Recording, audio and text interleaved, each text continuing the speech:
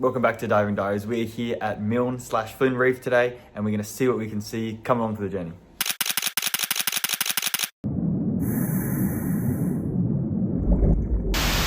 Good morning. It's early. We're 60 kilometers off Cairns, and the shelf drops away right under the boat.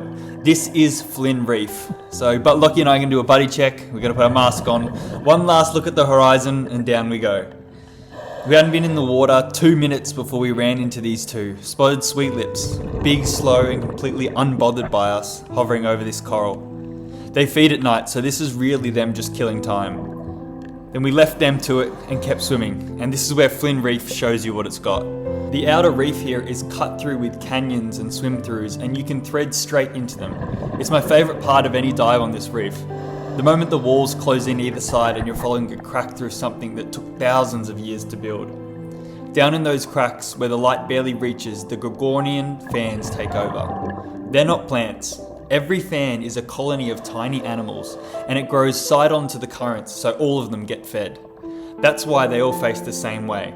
The fans are showing you which way the water's moving, and in particular on this swim through, you can see that that's where the water gets tunneled in. Under the next ledge, half buried and hoping we hadn't noticed, a blue spotted ray. It waits out in the day here, then works the sand flats on the tide, feeling for whatever's buried under it. We let him be and moved on with our dive. Then we came out over the sand and there was this fella just hanging in the blue. Pick-handled Barracuda. Named for the dark bars down the flank. Nothing about it moved the whole time we watched, and that's the trick. They sit still, then cover the last few meters fast enough that the fish they're chasing never get to say. Young ones school up in the hundreds, and this size they go alone. You can see at the end here, the last clip, there's quite a few of them.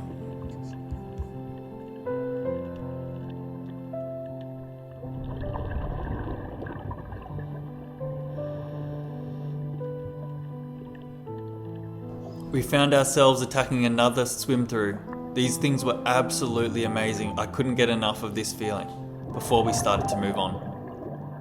Then it all just opens out. The Great Barrier Reef isn't one reef.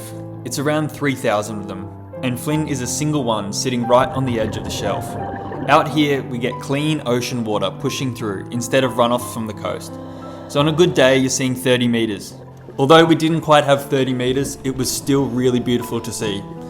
Kept swimming along, and down in the soft coral we found the locals, the Great Barrier Reef anemone fish. You'll only really find these here and in the coral sea. What's really cool about them is they're coated in a mucus that stops the anemone stinging them, and then they never leave it. And then that one anemone is their entire world. Every one of them is born male, and the biggest turns female when the reef needs her to, which is really cool. And then the dive gave us this, a hawksbill, coming past close enough to touch and not remotely interested in us. You can pick a hawksbill by the beak, narrow, hooked, and they use it as a tool. They eat sponges, which sounds harmless, until you know sponges are packed with glass-like needles and chemicals that put almost everything else off. Hawksbills don't care. And it matters. Sponges compete with coral for space, so this one is quietly keeping the reef tipped in the coral's favour, one mouthful at a time. They're critically endangered. The shell was the tortoiseshell of combs and jewellery, and that trade went through them right across the tropics. We stayed with it as long as it'd have us. Nothing about a turtle is in a hurry, and that's the bit that stays with you.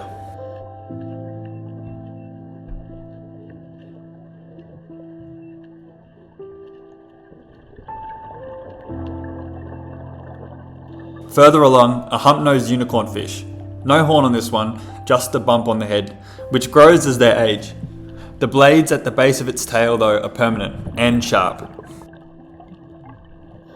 Then we swam straight into the middle of this. Humphead parrotfish. The biggest parrotfish on Earth, over 1 metre and up to 70 kilos. They bite coral rock off the reef, grind it up and pass it out as sand. One fish makes hundreds of kilos a year. Half the sand on a tropical beach has been through a fish. They're a vulnerable species now, and a school this size made the whole trip.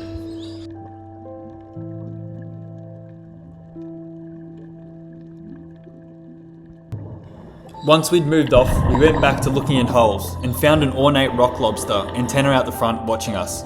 No claws on these. If something comes at it, it drags a file at the base of each antenna like a bow across a string, and the rust that makes it enough to send most things looking elsewhere. You can see that this guy somehow lost his antenna. I'm not sure how, The other guy on the right still has his, but something must have attacked it. Maybe because I was wearing my necklace and my rings while diving for some reason, we stumbled across another barracuda. This guy was just staring at us. I was actually quite scared he was going to chop my finger off. By now, we were shallow and heading back, out over old staghorn that's broken down into rubble. It looks sad, but it's just how a reef turns over, and it's a nursery for everything small. Picking through it, a line butterfly fish, biggest of the butterfly fish, and the black bar hides its eye, so a predator has nothing to aim at. They pair for life, so the other half isn't far away. And on the way up, a Moorish idol saw us off. Looks like a butterfly fish, but it's related to nothing. One species, its own family, and that's it, which is pretty cool. We're on to another dive of the day, and we spot a blue angelfish working the base of a ledge. These start life looking like a totally different animal. The juveniles are black, ringed with electric blue and white bars, and they were actually once described as a separate species, but they end up growing out of it and end up looking like this, which is pretty cool. And then we see a green turtle head down in the rubble having lunch. Green turtles are the vegetarians of the family, the only sea turtle that switches to a plant-based diet as an adult, grazing algae and seagrass all day. They're not named for their shell either. They're named for their fat, which turns green from everything they eat. Grazing like this keeps the reef in order. Without them, algae takes over ground that coral needs. It knew that we were there for the whole time. It just didn't consider us worth stopping for.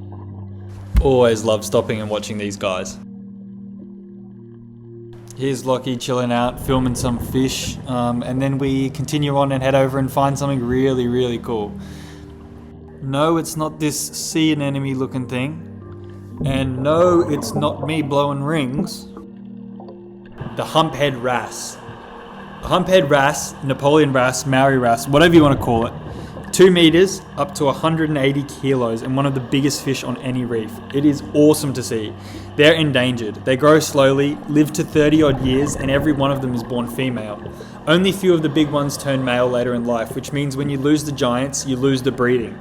They're also one of the very few things out here that will eat crown of thorns starfish. This fish is worth its weight. It's absolutely amazing to see. Just watch this clip.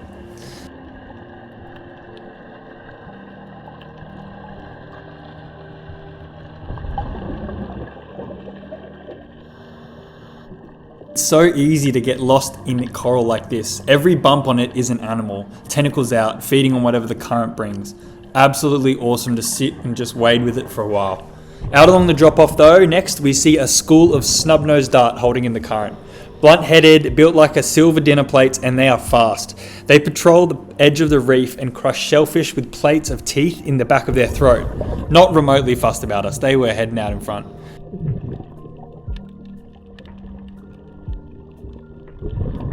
Next, we saw these Titan triggerfish. Luckily, these guys weren't nesting at the moment. Otherwise, he would have been super annoyed that I was this close to him and probably started attacking me. But he was just chilling. Some reason they like hanging on their side like this. Anyway, and we saw another green turtle, which was awesome. This is one of the biggest green turtle populations left on Earth, and it's under a strange kind of pressure. A hatchling's sex is decided by the temperature of the sand it's buried in. Warm sand makes females, and it's scary in the longevity of the species of turtle because if they're only creating females, how are they going to continue breeding?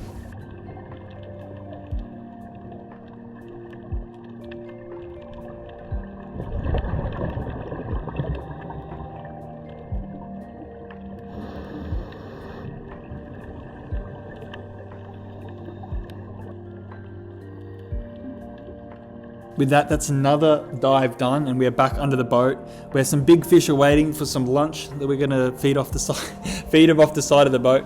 We're not actually doing that, by the way. I think they're here for like shade and shelter. I'm not actually sure what they're here for, but they're hanging around anyway.